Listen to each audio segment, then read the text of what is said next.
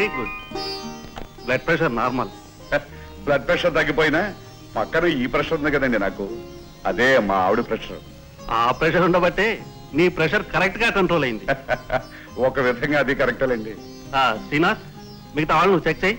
నేను ఒక urgent case attend అవ్వాలి. Okay doctor. వస్తా. రమా, నువ్వు టెస్ట్ చేయించుకో.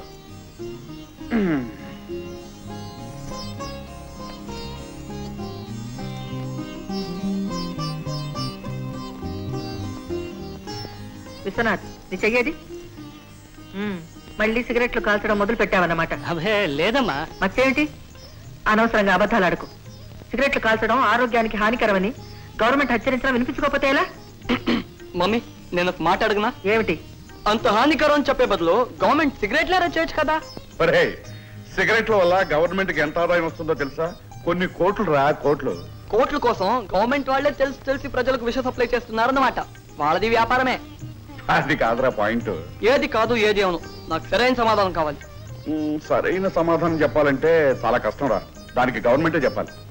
నేను ఈ రోజే ప్రధానమంత్రికి ఒక లెటర్ రాస్తాను. ఆవిడికి ఇంతకంటే ముఖ్యమైన పనులు చాలా ఉంటాయి. ముందు నీ చెకప్ సంగతి నువ్వు చూసుకో. ఓ Hari, hats off to you యార్.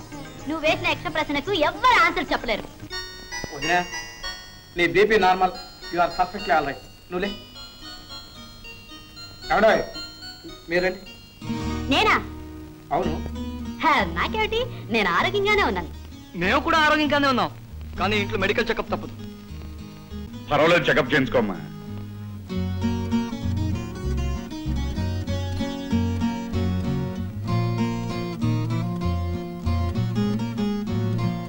విశ్వనాథ్, ఏనన్నా? అందరి ముందు మీ అమ్మ కోపడిందని బాధగా ఉందా? అవే లేదు నాన్న. మీ అమ్మ చెప్పింది నీ మంచి కోసమే కదరా. సిగరెట్లు మానే. అలాగే నాన్న.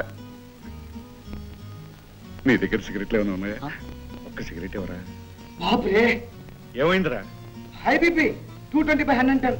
My God, 220/110. ఈవిడిగా ఇంత దురుసుగా ఎందుకుంటారో ఇప్పుడు అర్థమైంది. ఏం పర్వాలేదు, ఇంజక్షన్ ఇచ్చేస్తాను. ఇంజెక్షనా? తప్పదండి, మీ జబ్బు లాంటిది.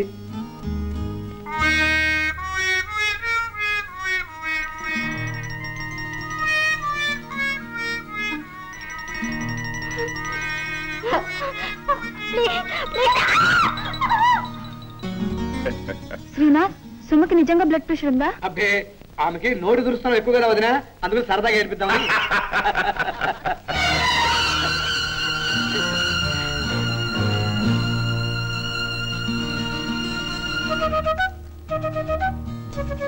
డాక్టర్ గారు, ఏం మరదల గారు? మీతో ఒక మాట చెప్పాలండి. చెప్పండి. మీరు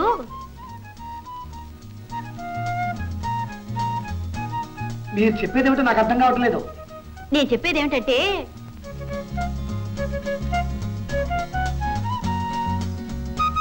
కాస్త గట్టిగా చెప్పండి. గట్టిగా మాట్లాడడం ఈ ఇంట్లో అపరాధం అండి. గుసగుసలు ఆడుకోవటం కూడా ఇంట్లో ఇంకా అపరాధం అండి. కాస్త గట్టిగా చెప్పకూడదు. శ్రీనాథ్, ఏమిటా కేకలు? మెల్లిగా మాట్లాడలేవు? నేను కూడా అదే చెప్పాను ఆంటీ, కానీ వింటలేదు.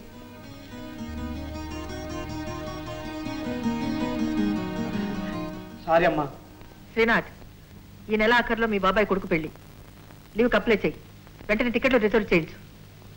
నాన్నగారి ఆరోగ్య పరిస్థితి బట్టి వారు ప్రయాణం చేయకూడదమ్మా. నాకు తెలుసు. మేమిద్దరం రావటం లేదు, మీరందరూ వెళ్ళాలి.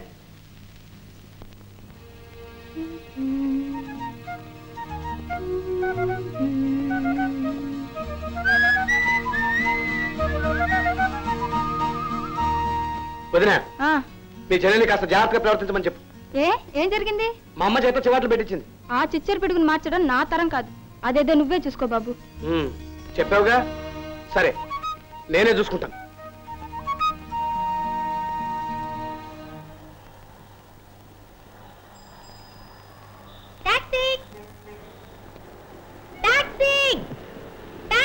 టాక్సీ ఎందుకండి, నేను డ్రాప్ చేస్తాను రండి. మీరా? ఏమిటిలా వచ్చారు? ఆ రోజు మీ సామాన్లు మోసాను కదా, ఈ రోజు మిమ్మల్ని మోద్దామని. థ్యాంక్స్ నేను చెప్పాలండి. ఎందుకు? బక్షీస్ ఇస్తారు కదా.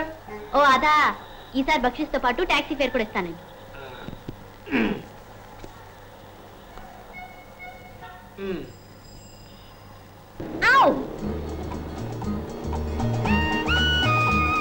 ఏమండి స్లోగా వెళ్ళండి ప్లీజ్. ఊగానే పెడుతున్నానండి. ఏం కంగారు పడతారండి? ఆటండి. అన్నీ ఎదురుగా వచ్చామండి మీకు ఎందుకని కళ్ళు మూసుకుంటా. ఇలా కంగారు పడుతుంది. ఇదేమిటండి కొత్త రూట్ లోకి వచ్చారు? షార్ట్ కట్టండి, తొందరగా వెళ్ళిపోతాం. మెల్లిగా అండి. రండి. సైకిల్ వారు కంగారు లేదు, మీరు కంగారు పడతారు. అబ్బా ఏమిటండి మీ రైడింగ్? వెళ్ళిపోడా? కాదండి, ఆడగాలి నా స్కూటర్ కొత్త, కాస్త కంగారు పడుతుంది. పట్టుకోండి. పట్టుకున్నాను. స్కూటర్ కాదండి, నన్ను పట్టుకోండి, లేకపోతే పడిపోతారు. రాదు మీ ఇష్టం. వెళ్ళండి. మెల్లిగా మెల్లిగా అంటుంటే.